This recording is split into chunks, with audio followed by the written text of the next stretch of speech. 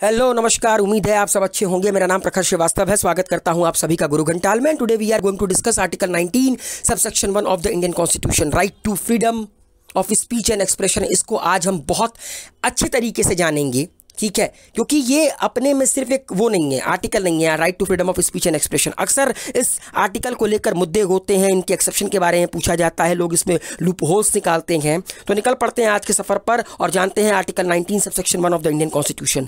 दोस्तों, article 19 subsection 1 of the Indian constitution क्या कहता है कि all citizens shall have the right to freedom of speech and expression. याद रखिएगा, सिर्फ भारत के नागरिकों को यह अधिकार है।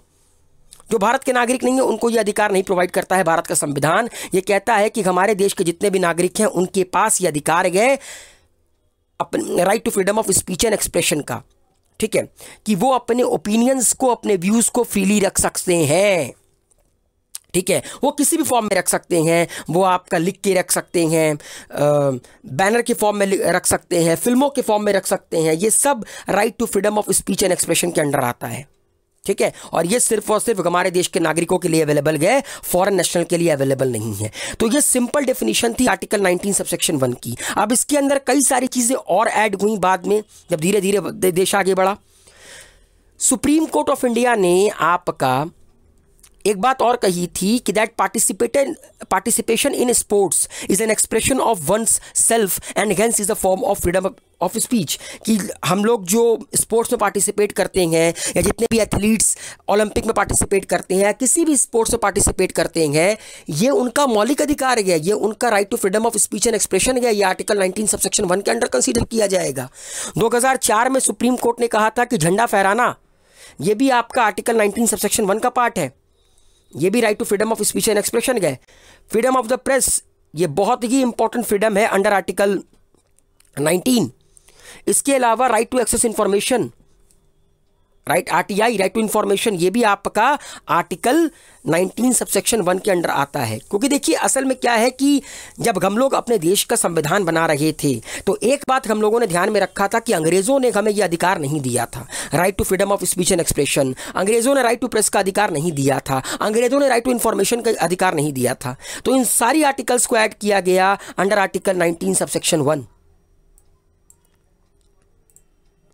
लेकिन देखिए, कोई भी अधिकार एब्सोल्यूट नहीं होता है।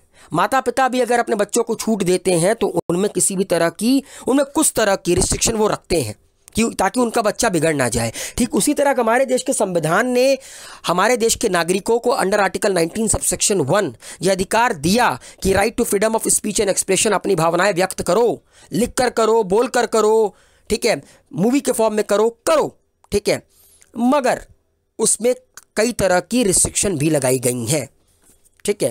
पहला, और कई सारे कारणों की वजह से रिस्ट्रिक्शन लगाया गया है।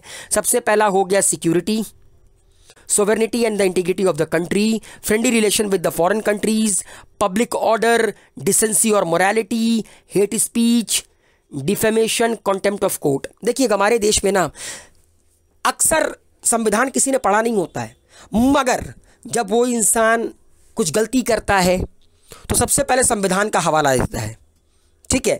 कन्हैया कुमार ने जेएनयू में नारे लगवाए, भारत तेरे टुकड़े होंगे इंशाअल्लाह इंशाअल्लाह, ठीक है।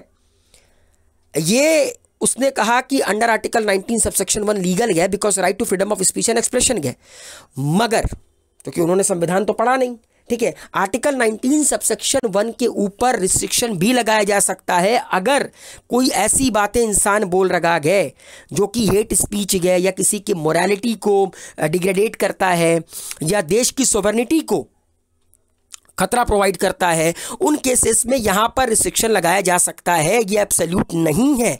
अब मैं एक एक कर आपको इनमें से कुछ रिस्ट्रिक्शन से रिलेटेड केस लॉ बताऊंगा, ठीक है।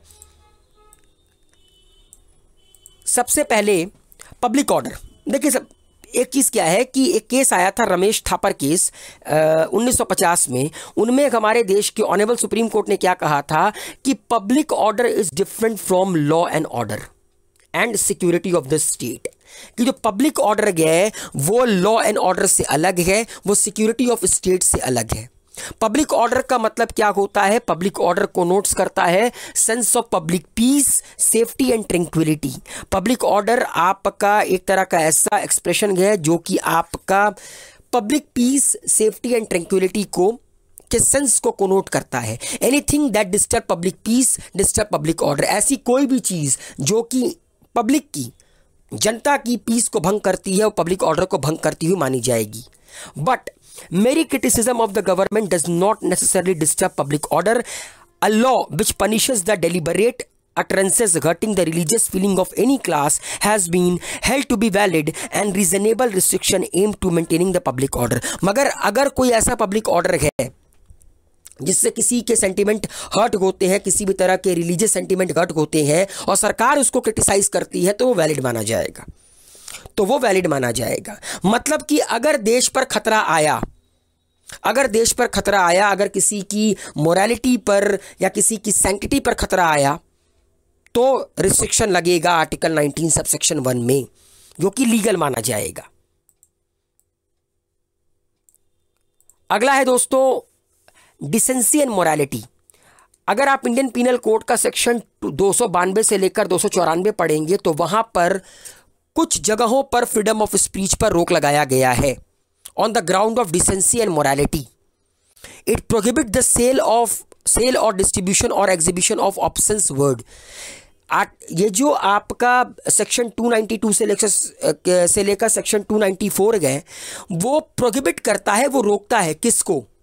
सेल, डिस्ट्रीब्यूशन और एग्जीबिशन ऑफ ऑब्सेंस वर्ड। कोई भी अश्लील वर्ड या कोई भी बेकार वर्ड जो कि किसी भी पर्टिकुलर तबके को, जेंडर की मोरालिटी को डिग्रेडेट करता है, उसके रोक पर, उसके इस्तेमाल पर, उसके डिस्ट्रीब्यूशन पर रोक लगाता है section 292 to section 294 of Indian penal code. इससे रिलेटेड एक केस हुआ था, Ranjit D Udeshi versus state of Maharashtra case 1965, जिसमें आपका एक बुक सेलर था जो एक किताब बेच रहा था, लेडी चैटरली लवर।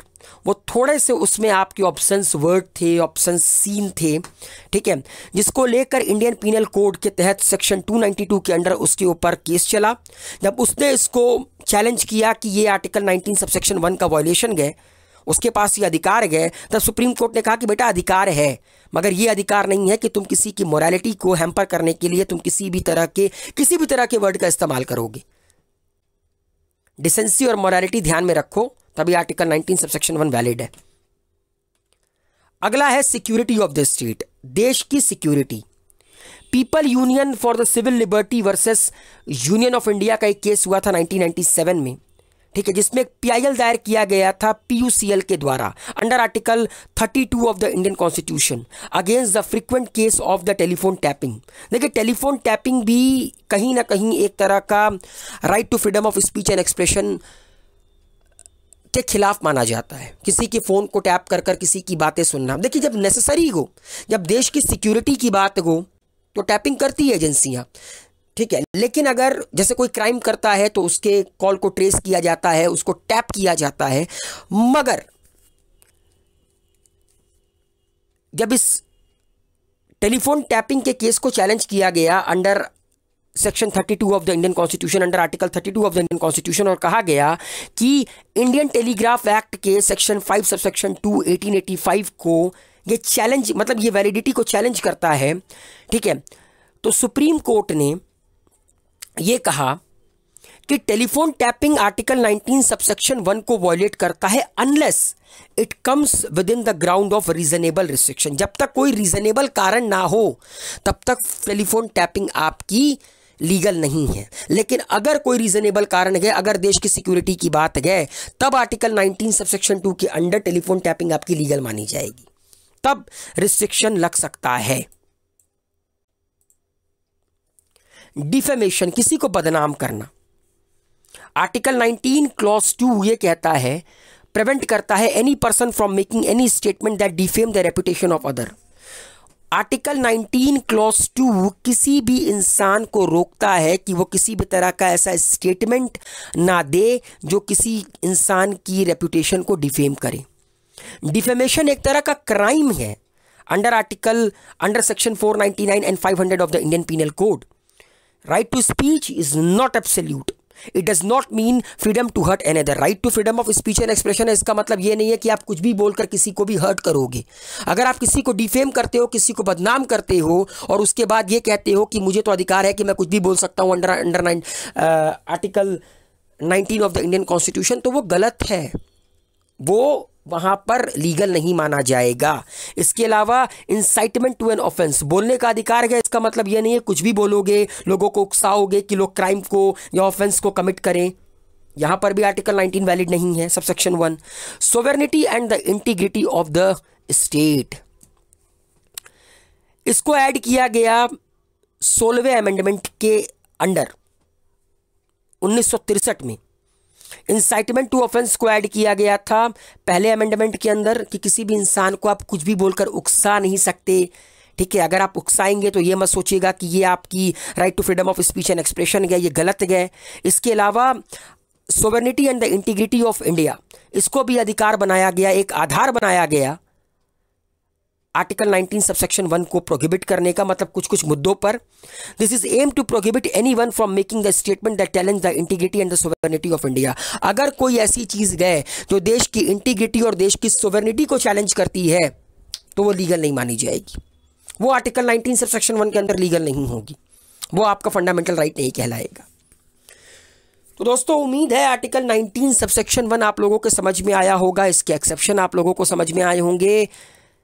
तो आइंदा से कुछ कुछ चीज़ें याद रखिएगा, जब भी आप किसी को कुछ बोलते हैं या किसी भी तरह का आप इंटरनेट इस्तेमाल में करते वक्त कुछ भी लिखते हैं, देश की सोवेरेनिटी, इंटीग्रिटी, लोगों की मोरालिटी, इन सबको ध्यान में रखना चाहिए। आप देश की खाते हैं, आपको बचपन से संस्कार मिले हैं, इन सारी चीज़ों को ध्यान में रखो, तभी आर्टिकल 19 सबसेक्शन 1 एंजॉय कर पाओगे। तो उम्मीद है आर्टिकल 19 सबसेक्शन 1 आप लोगों को समझ में आया होगा। दबाकर वीडियो को लाइक, शेयर, कमेंट कीजिए, गुरु घंटाल को सब्सक्राइब कीजिए, बेल आइकन के बटन को प्रेस करना ना भूलिएगा। Thank you so much guys.